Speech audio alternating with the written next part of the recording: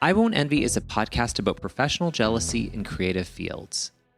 In my own career, I've had to confront the fact that jealousy is a byproduct of being an artist, and that no amount of repressing or denying it can make it go away. In fact, my most successful strategy to manage my professional jealousy has been to name it. But what are other strategies? In each episode, I'll be talking to artists in different creative fields to learn about their relationships to professional jealousy and how they've come to understand it and navigate it.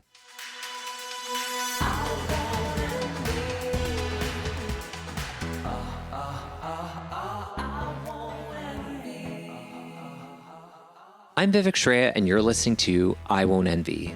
Today I'm talking to Sara Quin from Tegan and Sara. Throughout their 20-plus year career spanning 10 studio albums and more than 1 million records sold, Tegan and Sara have used their music as a medium for storytelling. With that storytelling at its core, they have built a multifaceted media empire that extends into TV, books, newsletters, and public service, always deeply rooted in music. With multiple Juno and GLAAD Award wins, a Governor General's Performing Arts Award, honorary Doctor of Law degrees from the University of Calgary, the 2018 New York Civil Liberties Union Award, and numerous Grammy and Polaris Prize Award nominations, Tegan and Sara have much to be proud of. But their crowning achievement thus far is the Tegan and Sara Foundation, which fights for health, economic justice, and representation for the LGBTQ community. I wanted to talk to Sara because she's basically a godparent of jealousy, given her album So Jealous. Sara is also one of the few artists I can think of who has been publicly candid about her feelings of professional jealousy, which I've been so personally grateful for. Thinking about having this conversation, I was really, I was sort of going back through 25 years and thinking, oh, there's been seasons of jealousy for me. It's not always like that. And, and there's like a multitude of reasons for that. But I definitely think as I've gotten older, I actually feel less jealous. And I think, I don't know if that's actually like a sign of like growth or maturity. If that's just like I'm dead inside. I don't know. But I don't know if it's maturity. I think it's just recognizing too. I think one of the things that I always ask myself when I'm feeling discomfort about anything, and that can be jealousy, there's other emotions that I sometimes experience in a way that I'm left feeling like, what, like, why do I feel this way? I feel really uncomfortable. And a lot of times it is really just sitting down. It's so basic, just asking myself, like, if this is how I feel, okay, like if I'm jealous of this artist, okay, what am I jealous of? Am I jealous because whatever, they have a really popular new album, or, they're getting festivals that we don't get or whatever. Often it's really just, I go back to this really like fundamental question of, do I really want what they have? Like, do I want that spot? And like, would that make me happy? Is that what I'm trying to achieve? And is that really directly correlated to, correlating to that artist? Like, is that about me and our career? Or is that like literally like, I want what they have? And a lot of times I don't want what other people have. Yeah. Like a lot of times I'm like, wait, I don't want that. Like I used to feel this way about Fashion Week for some reason. Like when social media became a thing, it was one of the things that I remember being like, I'm so uncomfortable. Like big fashion people don't dress us. We don't go to Fashion Week. We don't get invited to Fashion Week. And then I was like, do I want to go? Yeah. No. And? No, absolutely not. I do not want to go. So where do you go from there? Because actually you're bringing up something that hasn't come up yet, which is that, and this is something I actually do as well, where in that moment I think, do I actually want to be doing what that artist is doing? Or do I want the whatever? And I have often gotten to that place to being like, no, I'm doing my own other thing here. Yeah. So then where do you go from there? Like how do you find that the feeling, disappears, or is it just a good way for you to recalibrate? Well, I think in that specific instance, it's an example of like, okay, is that like, there's always this like feeling of like, is it what I want? The answer is no. So now it's like, well, then what is that about? Like, why am I feeling left out of this thing? Is it because I feel like other people think that we should have that? Or is it because, right? I don't know. Like, like I have to sort of like, I do have feelings about it, but I think it's like it's important to sort of evaluate them. I used to clearly like relish that to some degree, and I used to think of myself somewhat of as a masochist because I was like, I sort of feel like I thought that to inspire myself and to like really have, I don't know, like interesting things to say, it had to sort of come from a dark place or a melancholic place or whatever. And I just don't have time for that anymore. So what you're saying is the solution to professional jealousy is aging in parenthood. Yes, although I mean, I feel like this somewhat dissipated even before parenthood. But yeah, I think, it is about, it just comes back to that thing of like, fine, you're jealous and you feel upset.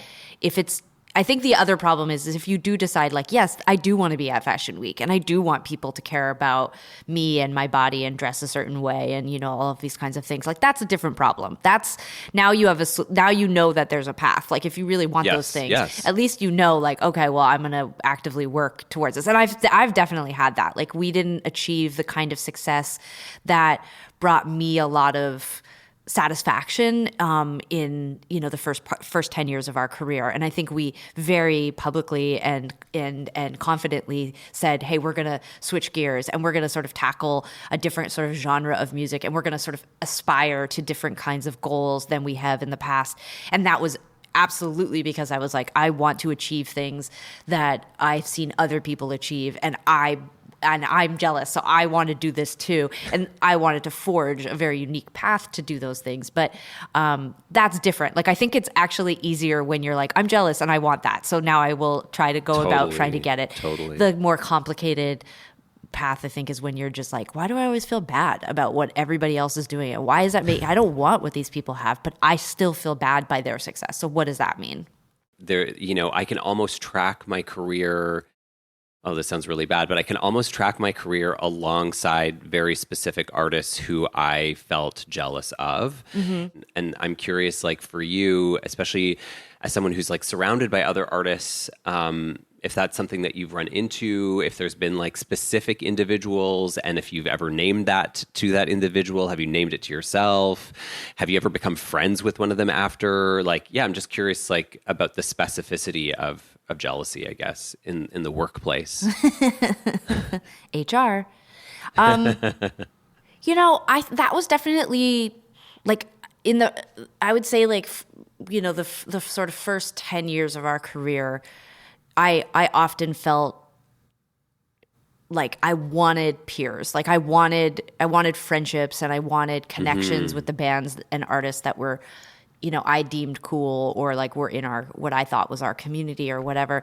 And so I did sometimes feel jealous of bands. Like I've said this publicly before. Like I remember feeling really jealous of Arcade Fire. I was living in Montreal and I saw them coming up and playing shows all the time. And then I remember they released their album Funeral, the same day that we released our album So Jealous. And and I remember feeling like that So Jealous was like a big record for us. Like I remember I had a lot of confidence about the album and there were lots of things happening sort of in our career, like behind the scenes that I knew we were sort of setting ourselves up for like what was ultimately going to be our most successful record. And it was, but it often felt overshadowed by Arcade Fire because it was like, we got Coachella, but like, that year we played right before Arcade Fire on the same stage. And I just remember thinking like, our set was great. We played in front of just an absolutely gigantic crowd, which arguably was setting up, queuing to like watch Arcade Fire. And I remember getting off stage and being like, holy cow, that was like the biggest crowd we've ever played for. And then like Arcade Fire's crew being like, get off the stage, like literally just get out of the way.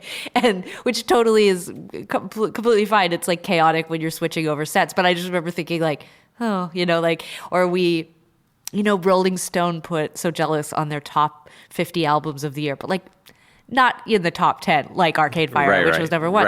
So I would find like, or like we'd always be like, back then everything was like physical copies of magazines and whatever. And it would always be like, whether it was the magazine or a newspaper, it would be like Arcade Fire would be on the cover and we would be like a thing inside. And it just became this thing that just was like in my mind. And I think it was because I lived in Montreal and I saw those guys everywhere and they were so nice. It was just, I felt so small and kind of invisible, and really felt scrappy and like we were fighting for our survival or something. And there were probably so many bands who felt that way about us when we started to blow up. Totally. So I recognized that there was like an ecosystem of like we were all just trying to survive. I'm sure they were too, but I just remember it was like that whole So Jealous cycle was just like, I'd open whatever, a magazine, or I'd look at Pitchfork or something. It'd be like Arcade Fire hanging out with David Bowie, Arcade Fire hanging out with David Byrne. And I would just be like, I'm hanging out with Tegan, like, I don't know. I always felt competitive with them. But that was probably the last time that I can remember being really consumed by that sort of direct kind of like competition. Because then realistically, like, once So Jealous was done and we were starting to put together the con, I still felt like competitive with people, and I still felt like scrappy and like we were fighting and getting, climbing the ladder of success or whatever. Like I still had all that aspiration, but I just don't remember it being so directly attached to like one band, like the way that it was then. Why do you think that changed? Do you think it was the success of So Jealous that gave you a certain kind of self-confidence as an artist? I think what happened around So Jealous and the con was that I started to recognize that we were something unique. And it took, there was a few people in my life, like specifically I remember John Collins, who was one of the co-producers of If It Was You and So Jealous. He and I had a couple of conversations when we were making So Jealous, because I was just really consumed by insecurity. And I really, really felt like people had been unfair about our band, and I hated the press that we would get. I hated the reviews we would get. And I was often bringing in music that I loved to say like, oh, I want it. What about this sound? Or what do you think they're doing here? And I remember one time John getting really fed up, and I played him something, and he was like, that band sounds like 50 other bands. That band won't even exist in a year. What you have is unique. Like what you and your sister do is different. And, it took many, many, many more conversations over many, many more years for me to really finally absorb that. But that was the beginning of that, where I was like, yeah, maybe he's right. Like maybe, and then you do start to see those bands go away. Like the band that I remember very specifically, John being like, ugh, like enough with this band. Yeah, they don't exist anymore. Like he was right. Like there were so many bands that were very hot and cool and in the moment. Totally. But John, he was basically saying like, look, you've got something, special, and just, deal with it. And I think it was around that time that I started to see like, it's not very, which kind of goes back to what we were talking about at the beginning of this, which is like, I didn't actually want to be Arcade Fire. Like, I don't want to be Arcade Fire. I didn't want their success. I just wanted success that would satisfy me. So the journey becomes like, well, what's going to make me feel satisfied? What do I want my career to look like? And really start like building out goals that way. And, and for everybody, it looks different. Like for a lot of people, getting the sunset spot at Coachella is like goals, or getting SNL is goals, or sitting at Fashion Week is goals.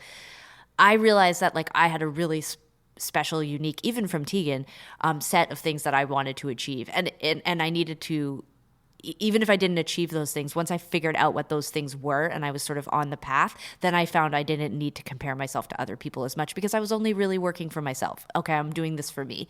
And that helped. But it's so funny, we just a couple of weekends ago, we played this festival in Southern California, and it was like a lot of bands that we came up with who I've never met. Like it was like CSS, Gossip, Sleigh Bells, who we do know, but like, like it was all these bands of like our era, kind of that, whatever. Cool. And none of us had ever really played together, and none of us really like, I wouldn't necessarily call us like friends or peers. Like we just sort of like came up at the same time, and it was so nice. And I wasn't like intimidated, and it was really warm and generous between all the bands, and everybody was really excited to be there and really like, oh, I loved your band, and whatever. And I was like, oh, I wish I could go back in a time machine and tell like insecure me in 2005, like, not only do you get to have a long career, but like it's so much less competitive when you get older, because you're just like, thank God we're here. That's it. Like that's the feeling, is just like, oh God, we made it. Because a lot of bands don't make it. And a lot of bands and artists, we all have different shelf lives. And I really believe that we're all sort of destined for really different kinds of success. And that's got to be motivated by a desire to like compete and achieve, and capitalism and all of those things. like, I wish I could, that part of me hasn't changed. And that part of me has not gotten quieter or chilled out at all. Can you think of a time where you saw a piece of art or you like heard a song and it really mobilized you to like push yourself to write something else and like to achieve a certain kind of greatness for yourself? Where you're like, fuck, I wish I wrote that, or I wish my stuff sounded like that. And then you actually sat down and it did mobilize you? I think that was the era of heartthrob. Like, I think that I really liked what was happening in music. Like, I remember being really into that artist The Dream, and I was into Robin, and I was into Alicia Keys, and like that to me was like the most mainstream music I'd listened to since I was like basically listening to New Kids on the Block in like the 80s. Like, I was like, I am into mainstream music. And I remember thinking, like, I found it compelling to think, oh, could I make music like this?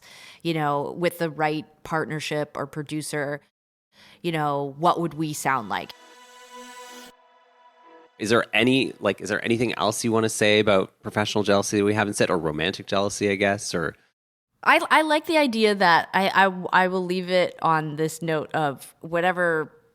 I think that jealousy can be wonderful, and it's. I would say that when I was in my season of feeling jealous, I often felt so alive. So, I mean, that is a positive thing. Like, you know, when you are so sensitive and you are so aware and you are so consumed, I mean, I think that's like a beautiful thing. I just don't think it should be the way that you exist all the time. That's my biggest thing. So you really are dead inside now, is what you're saying. Well, I like to think that I'm dead inside, but also like, there's a few areas of me that are still very much alive. But yeah, I just don't feel consumed in that way anymore. I Won't Envy is produced in partnership with Buddies in Bad Times Theatre, the world's largest and longest running queer theatre.